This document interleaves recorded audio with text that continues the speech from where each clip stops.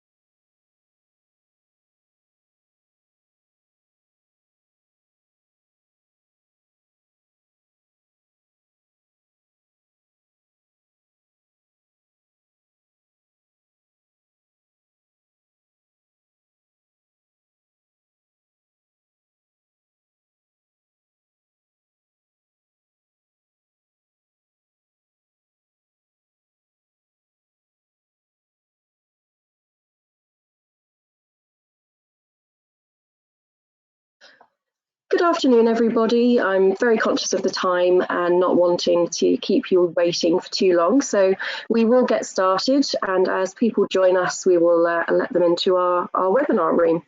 So good afternoon. I am Trudy Murray. I'm the product manager for adult care. This is only my second lot of briefings for adult care, as I'm quite new to looking after that portfolio, so please bear with me. I'm joined today by my colleague Andy Pollard, who will introduce himself a little bit later. Next slide, please, Andy. Just so you're aware, this webinar is being recorded and you will receive a copy of that recording. And if you would like to share that with your colleagues or anybody else that you know couldn't be with us today, then please do feel free. So the purpose of our meeting this afternoon is to give you a very brief update on Level 5. There will be separate webinars being scheduled to go through the Level 5 in more detail, so it's just a high-level overview this afternoon. We'll also be talking to you about situational judgment test changes for adult care worker and lead adult care worker, and we'll be giving you a general EPA update. Thank you. Okay, so through consultation in the last couple of years, Skills for Care have reviewed and updated the content of the Level 5 Diploma, which I'm sure you're all aware of. My colleagues Dion and Raman did start to give briefings about these changes since at least since last November, and they will have done an update for you at the beginning of this year as well. And we're pleased to say that we are now in a position where the specification that we submitted for review by Skills for Care has now been endorsed by them. We got the notification through last week. So we are now internally going through the processes of getting it set up on our system and put onto the Ofqual portal. And as soon as that's been completed, I will then be setting up a series of webinars to go through that specification with you all in much more detail.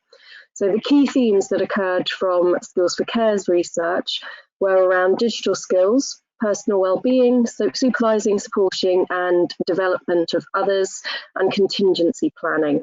So those are key areas that we have taken forward into this new Level 5. Now, just for your awareness, this new Level 5 will retain the same title as the existing one. However, it will have a new qualification number. As soon as we have those details, we will share them with you. I will likely put it into Insight magazine first with a list of dates that are going to be available for you to register on. Next slide, please, Andy. Thank you. So as you can see, just to give you again a little bit of a brief comparison between the two different courses, on the left side of your screen in a kind of grass green colour, if you like, is the general content for the new Level 5 Diploma in Leadership and Management for Adult Care. So you'll see there we have the total qualification time listed. We have hours allocated to the minimum content, that's the mandatory content, under the 8 topic areas, which I'll talk to you about in a moment, with an additional period for allocated optional content. Now, the launch date for registrations for that course is the 1st of January 2023.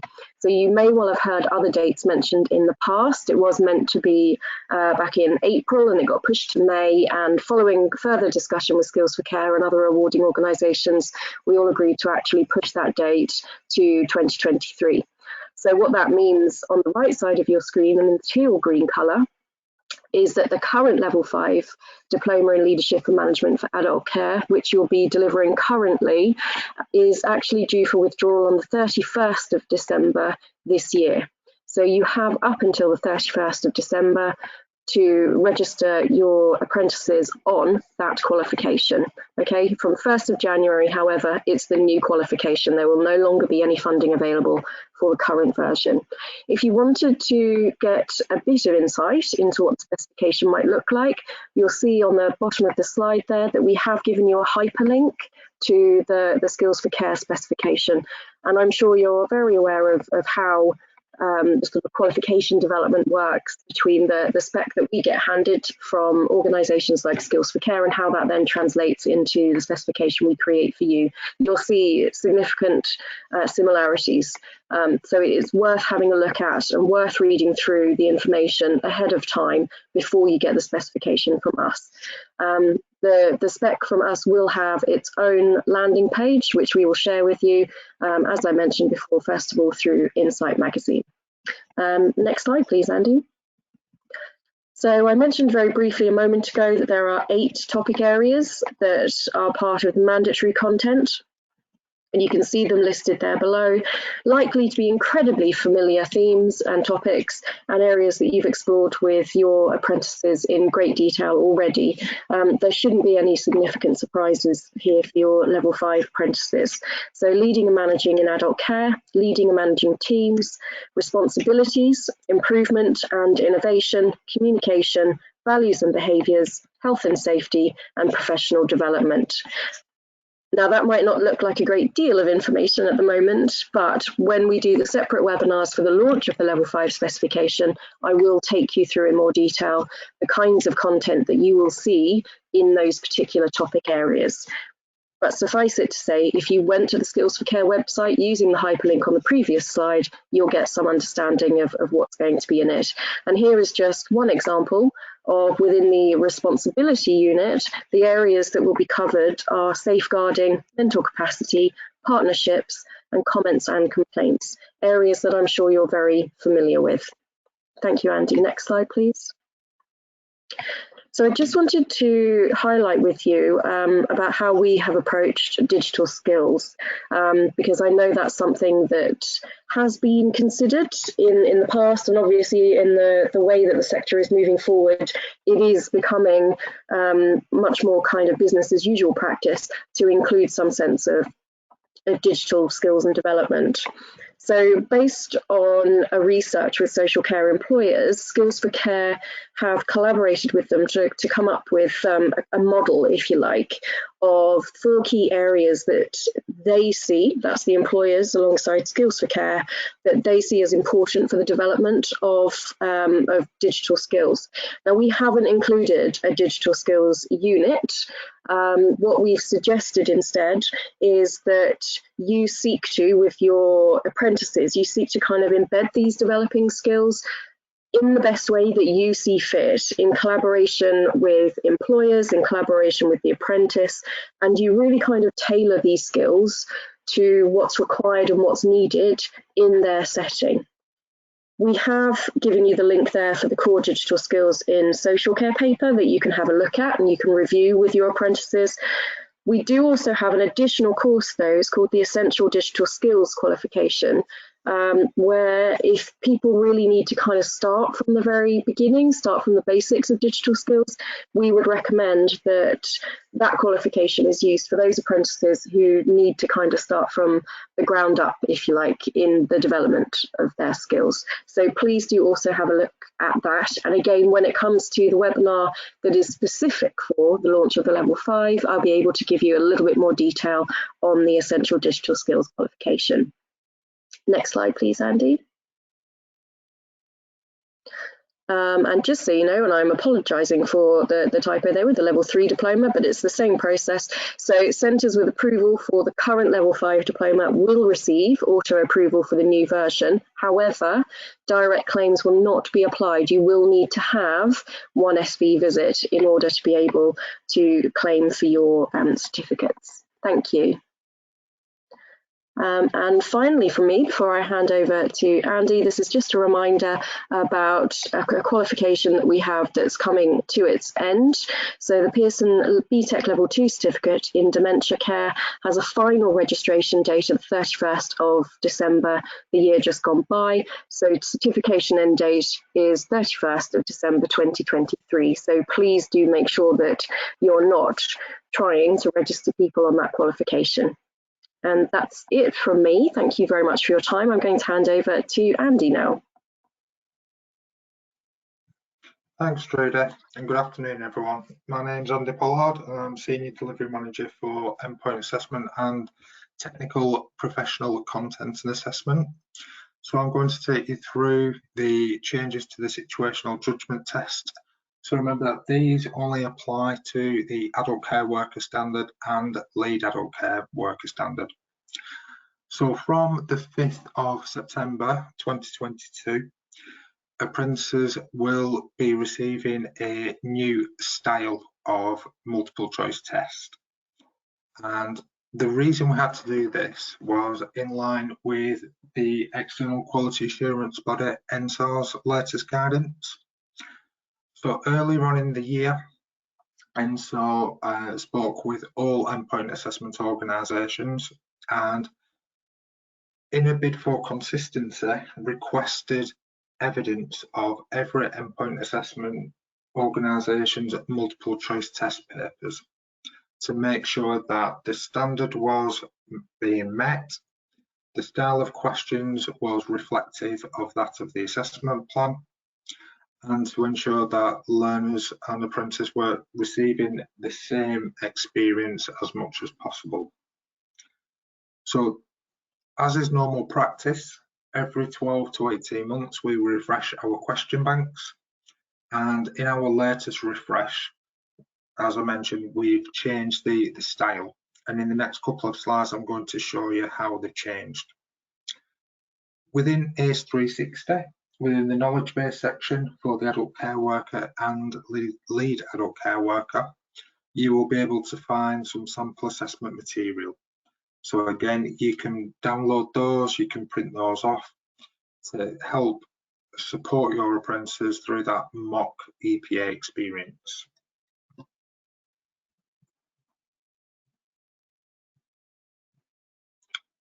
So this is an example of a level 2 adult care worker situational judgment test.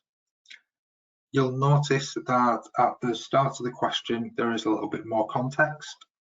So in this example here, an adult care worker is working in a care home for people with physical disabilities.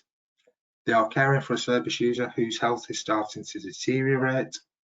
What is the adult care worker's responsibility in this situation? To provide updates to senior professionals, to alter the care plan of the individual, to make changes to the medication of the individual, or to implement the preferences of family members. So if you are using the on-screen version, the POP test player will be exactly the same. So the sort of radio buttons and the next buttons, they will remain the same. The only difference will be the style of questions. So as we all know, the answer to this question is the top one, to provide updates to senior professionals. When you're supporting apprentices, particularly at level 2, it's important through the mock EPA stage that apprentices are aware of their limits of authority. When should they be referring to a senior member of staff? What is their responsibility if they're working in a one-to-one setting? Because the adult care worker standard and the situational judgment test are all aimed at that level. So there's no hidden meanings behind questions, and everything will be aligned to the specification. So there's been no changes to the specification for the level 2 or level 3. So the tested content will remain the same. For the lead adult care worker, this is another example of a situational judgment test. So a lead adult care worker observes an adult care worker supporting a service user to stand. The adult care worker is asking the service user to tug on the handles of their walking frame to support their weight when getting up from the armchair. How should the lead adult care worker respond? So again, it's explicit in terms of what is the role and responsibility of the lead adult care worker based on that situation. So is it to advise the adult care worker that this is the incorrect use of the walking frame, to encourage the service user to lean on the adult care worker for support, to ask the service user to pull on their adult care worker's arms for support, or to request that the adult care worker uses their foot to steady the walking frame. So as a lead adult care worker who has responsibility for junior members of staff, the correct answer will be to advise the adult care worker that this is an incorrect use of the walking frame.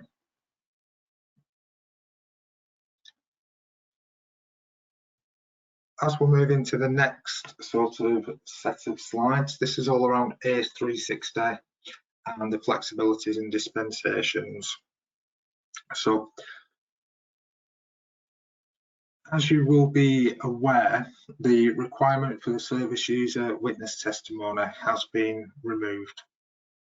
So throughout the COVID period, NSAR, our EQA body, advised that the service user witness testimony was not required for Gateway. We did have many apprentices who were still choosing to collate the testimony, which is absolutely fine and can be used as part of the work-based evidence for the professional discussion. But NSAR have stated that they are removing it as a Gateway requirement. There's been some recent changes around the funding rules.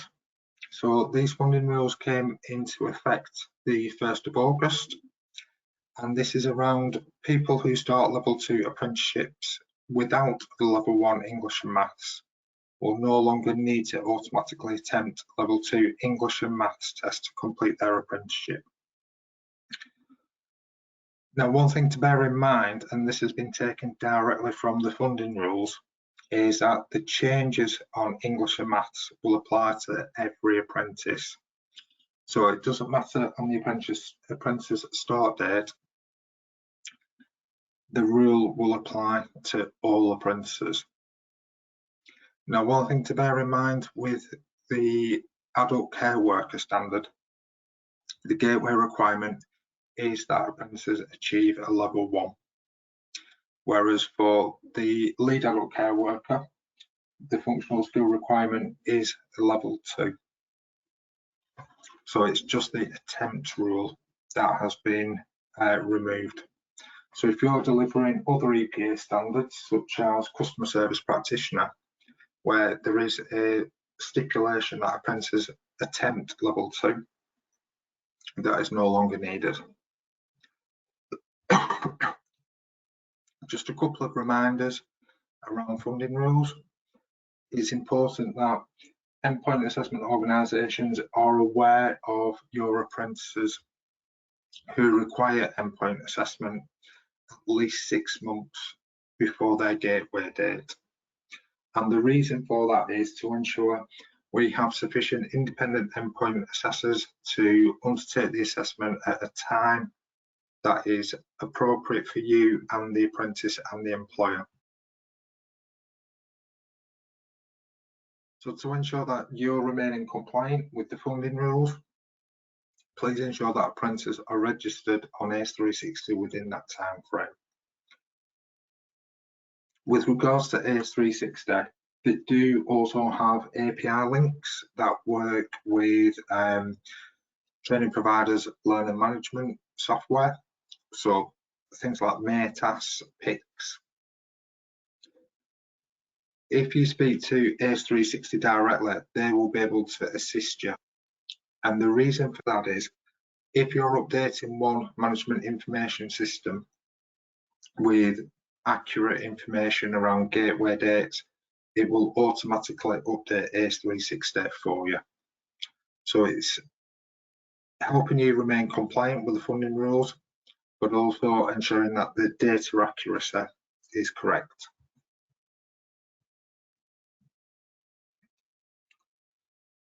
So just as a reminder, with regards to the adult care at level 2, we can still accept proxy certification. So if you are awaiting a certificate, a diploma certificate for your apprentice, we can accept a confirmation report from the awarding organisation. So if you're using Pearson as your awarding organisation for the diploma in adult care, we can accept a screenshot of Edexcel Online as long as it states that the qualification is awarded. As I've mentioned, the witness testimonies have been suspended and the endpoint assessment component can be taken in any order. Now, in the assessment plan, it does say that the situational judgment test must be sat first. However, we've had confirmation from NSAR, and throughout the COVID period, we have shared the information through Insights and the VQ bulletin that it doesn't matter which component is undertaken first. With regards to the tested component, we do have remote proctoring. So if you're having difficulty organising invigilators within the training provider setting, we do have something called Proctor Exam, which will allow the apprentice to take their test in a secure location without the need of an invigilator. Now, for remote proctoring, this will need to be confirmed through your account specialist, so either your business development manager or curriculum development manager, and there is a charge of £23.99 per apprentice, but it does remove the need for a physical invigilator to be present. And then, just as a reminder, the professional discussion can be undertaken remotely.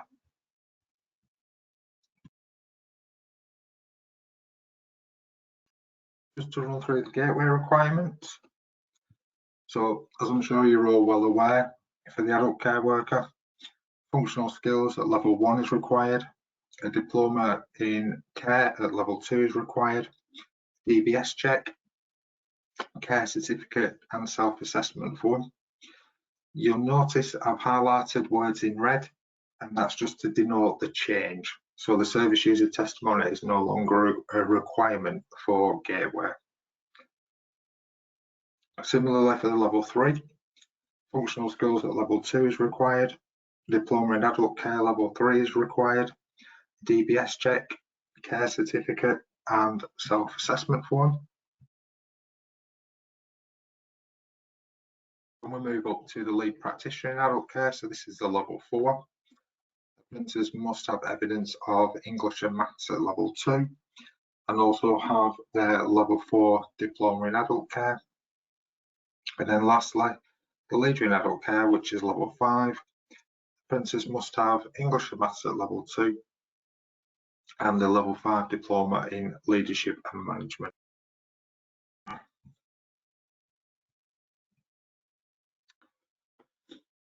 As I'm sure you're well aware by now, we use ACE360 as our management information system.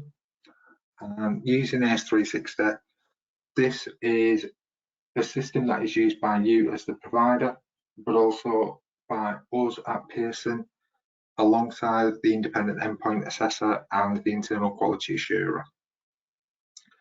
So it's very similar to Edexcel Online in that the learner information will be recorded and all of the assessment documentation will be uploaded along with the grades. So AS360 will allow clear visibility of all of your apprentices, regardless of what stage they're in. So on your dashboard, you'll be able to see how many apprentices you have in training, how many apprentices you have in Gateway in progress, how many apprentices have been approved for endpoint assessment, how many apprentices are in the EPA period, and then finally give you a summary of your EPA passes and EPA fails. Now, what we've done recently to support the AS360 journey is we've produced a range of knowledge base articles. So these are step-by-step guides detailing how to use the system, how to request a receipt, for example, how to input purchase order numbers to ensure that the invoicing and financing goes as smooth as possible. But also AS360 do hold regular webinars, and the webinars that AS360 provide are all about system improvements and system changes. So more recently, you may have seen about the retake feature within AS360. So everything can be audited, tracked, monitored, all with the aim of efficiency and to cut down on the amount of emails that are being sent backwards and forwards. We also use the booking and scheduling tool. So again, we need a minimum of 5 working days notice.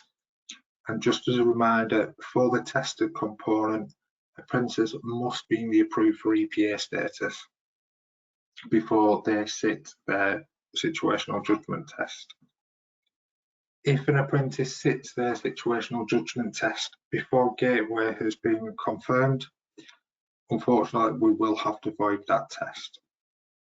And the reason for that is the apprentice is still deemed in the in-training phase, so the on-programme, and so would not be eligible to enter into the EPA period. In addition, AS360 makes the request to the ESFA for the apprentice certificate. So one of the other reasons we ask to make sure that AS360 holds accurate data is if an apprentice moves employer or moves house, please ensure that you update the information in ACE, because the information from ACE is used by the ESFA to post out the certificate details. So you can update the data right the way up to certification point. And you can also make a preference of whether you would like the apprentice certificate to go directly to the learner's home address or the employer.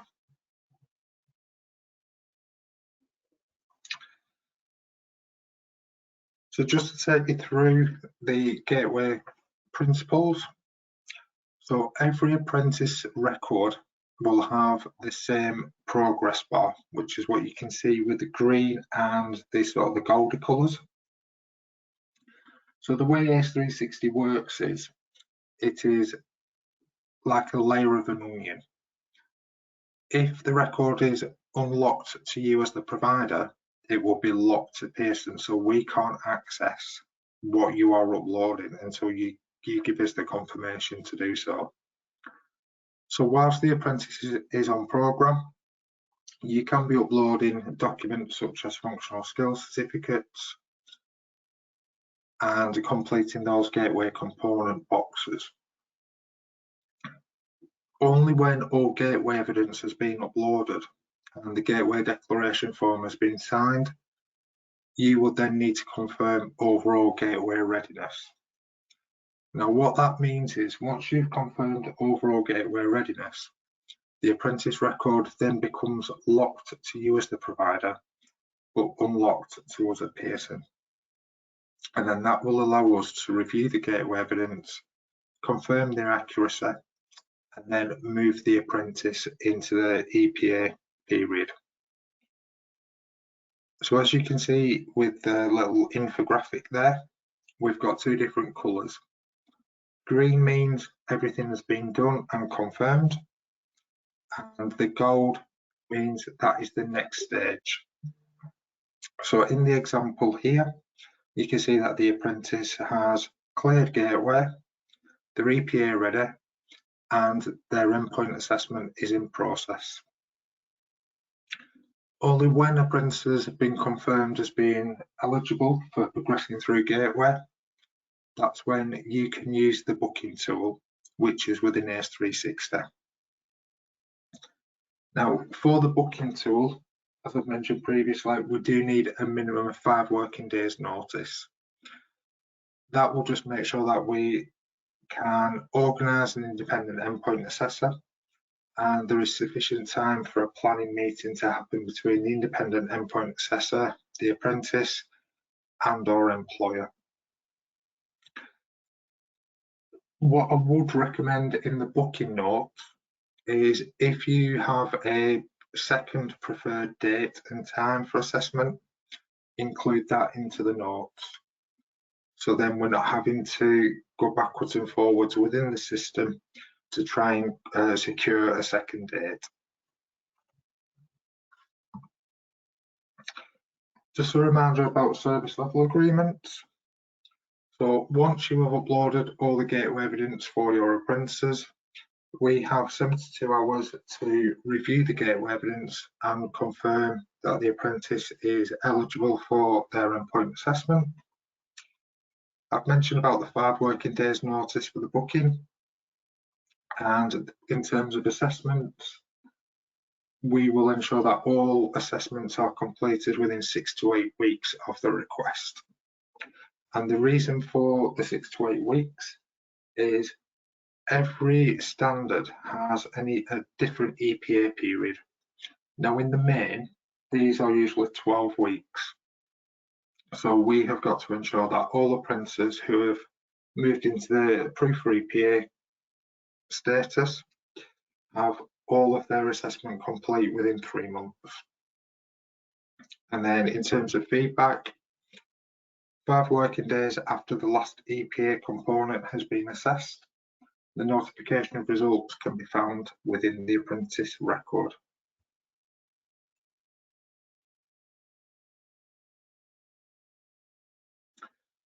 So within AS360, there are different reporting tools which can help during your standardisation, your tracking meetings or profiling meetings.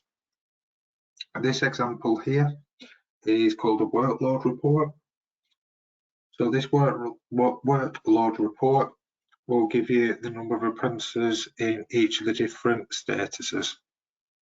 So how many are in gateway evidence complete, how many are gateway approved, how many are EPA ready, how many are EPA in progress, and how many apprentices have a grade. So in terms of tracking and monitoring on a monthly basis or 6 weekly basis, however you undertake your tracking and standardisation meetings, you can be monitoring and checking to make sure that apprentices who are close to gateway will be progressing through gateway and through into endpoint assessment. As I mentioned previously, if you do speak with AS360 and organise an API between your learner management system and AS360, the data will be automatically updated. And because the system is dynamic, if you have an apprentice that is going through endpoint assessment and then a Pearson internal quality assurer has confirmed a grade, the system will update there and then. You don't have to wait 12 hours or 24 hours for the system to update. The minute anybody does anything in AS360, the system updates and refreshes for everybody.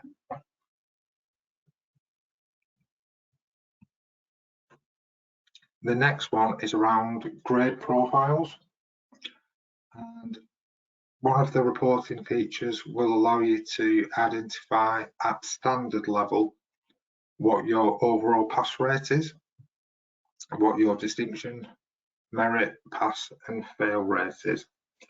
So in terms of self-assessment reviews, this evidence is really useful. If you're using Pearson for a range of standards, the system will also tell you the best performing sectors and also the worst performing sectors. So the best sectors are looking at your positive pass rates, and the worst is looking at the highest fail rates. So the system is alerting you to where there is a problem. And then your internal quality assurers can review the notification of results in sectors that aren't performing very well and try and understand what support do I need to put in place for tutors, coaches, mentors,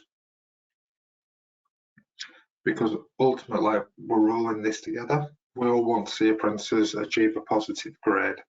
So these are just some different tools that you can use to help. So just a reminder what to expect during endpoint assessment.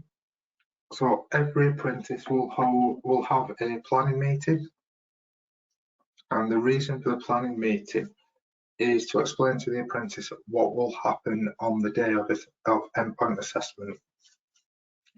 They'll run through any reasonable adjustment requests. They will speak with the apprentice to try and put the apprentice at ease. They will ask the apprentice about their job role, so then the independent endpoint assessor can understand what is the context of the apprentice's work role. They'll also discuss remote video conferencing links. So I know that some employers won't allow the use of Zoom. So the independent endpoint assessor will confirm Teams. They will share the invite again, just to make sure that the apprentice is well aware, and offer any answers to questions apprentices may have. On the day of assessment, the independent endpoint assessor will undertake a pre-assessment briefing with the apprentice. So again, it is just a reminder of how the day will be. The independent endpoint assessor will also confirm arrangements for timing, what will happen when the apprentice gets close to the assessment component time, and also confirm about Pearson's feedback process. The reason independent endpoint assessors can't provide feedback on the day is because a quality assurance process needs to happen first. And that quality assurance process can take up to 2 days. So if you remember on the previous slide where we said grades and notification of results will be available 5 working days after, that's to account for the assessor write-up time, the internal quality assurance time, and then we've got day 5 available should we need it. If you or your employer or your apprentice has any questions around the assessment or confirmation of grades, this must come through epa-delivery@pearson.com. The reason for this is independent endpoint assessors have to be independent and impartial. So independent endpoint assessors act as examiners, one for a better word. So any queries must come to the group mailbox, EPA-delivery@Pearson, and then we will be able to assist.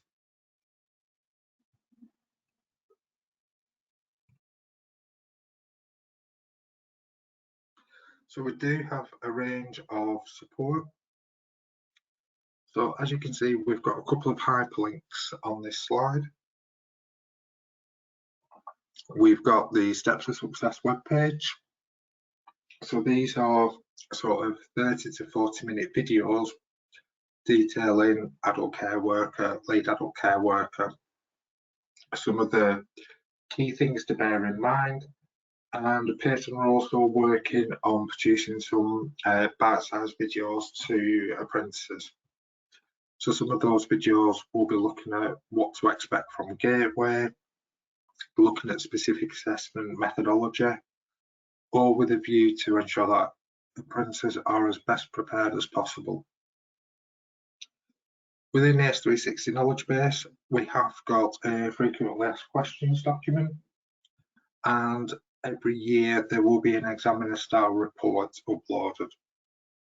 So the examiner report will be due in November of this year, and this is looking at the trends and the themes across each component of the level 2, level 3, level 4 and level 5 apprenticeship standard.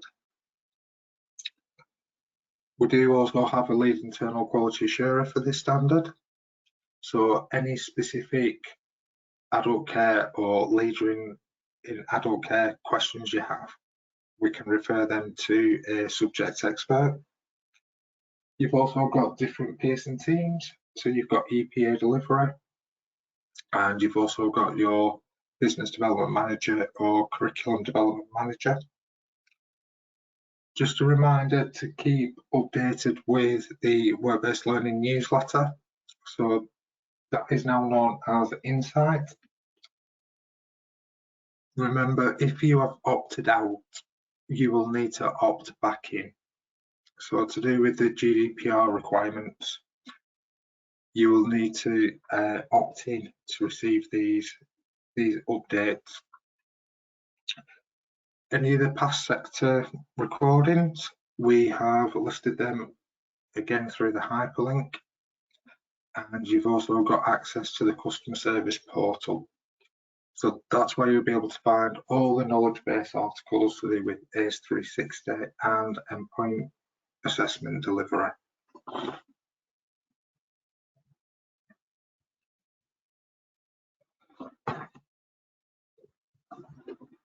This slide is just showing some of the new EPAs which have been made available of this year.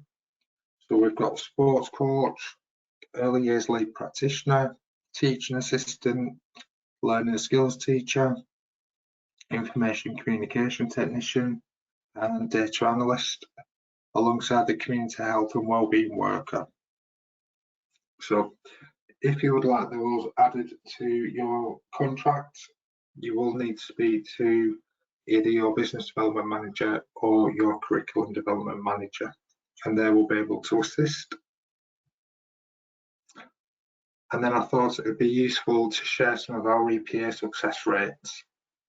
So overall in care services, we have a positive overall pass rate of 76.1%.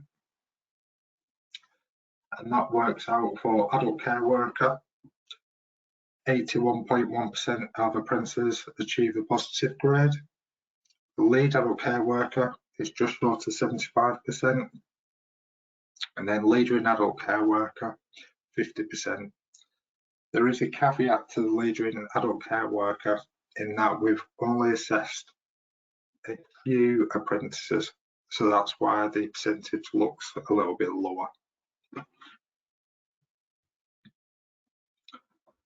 So we'll pause there for any questions.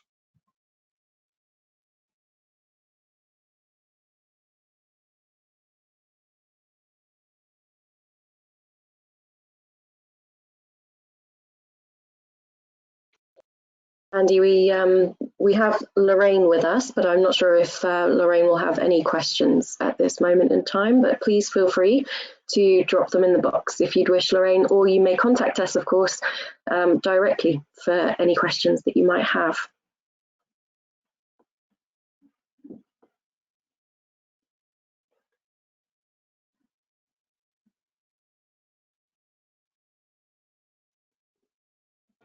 Okay, so nothing's coming through.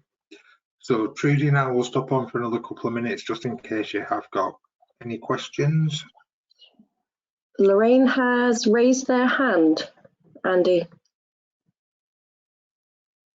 Are they able to come off mute? Oh no, hand's gone down.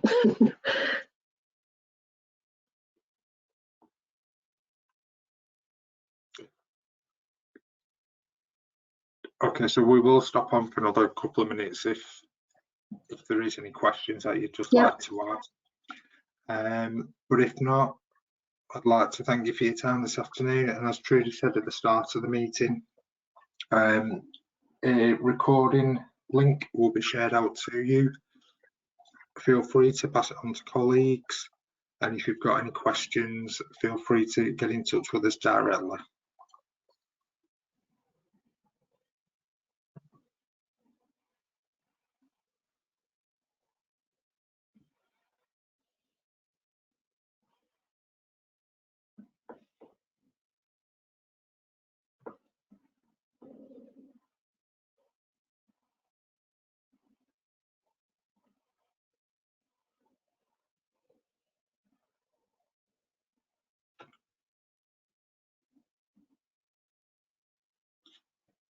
Okay, so we'll end the recording there. Thank you very much for your time this afternoon. Hope you found it useful. Thanks, Andy.